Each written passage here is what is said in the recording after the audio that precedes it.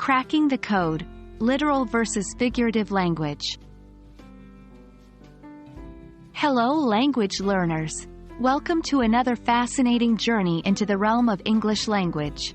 Today, we are diving deep into the nuances of understanding speakers' tone and attitude.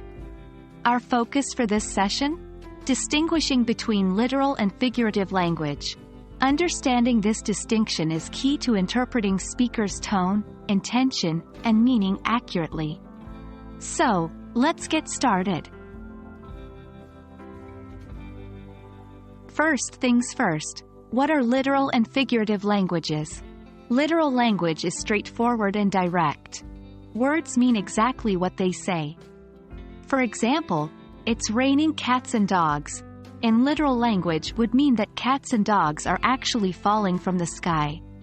On the other hand, figurative language uses words or expressions that have a different meaning than the literal interpretation. "It's raining cats and dogs," in figurative language simply means it's raining heavily. Now that we know the difference between literal and figurative language, how do we identify them? Well, literal language is easier to spot because it's plain and direct. If someone tells you, "I'm eating an apple," they are likely doing just that, eating an apple. Literal language doesn't leave room for interpretation. The meaning is surface level. Figurative language, however, is a bit trickier. This is where our understanding of idioms, metaphors, similes, hyperbole, personification, and other linguistic tools come into play. For instance, if someone says, "I'm feeling blue," they're not literally the color blue. It's an idiom expressing that they're feeling sad or down.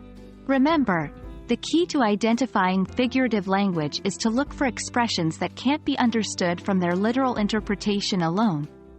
This requires knowledge of common idioms, cultural references, and a good sense of context. Here are some practical tips to distinguish between literal and figurative language. Context is king. Understand the overall context of the conversation. If the literal interpretation doesn't make sense within the context, it's likely figurative. Watch for common idioms. There are many idioms in the English language that you'll get familiar with over time. Idioms are often figurative. Use your logic.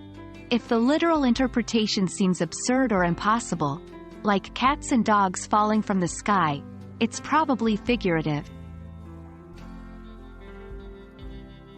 And that wraps up our session on distinguishing between literal and figurative language. It's a skill that will greatly enhance your understanding of English, especially when it comes to interpreting the tone and attitude of the speaker. We hope you found this video insightful. Keep practicing, and soon you'll find yourself effortlessly decoding the rich layers of meaning in English conversations. Happy learning!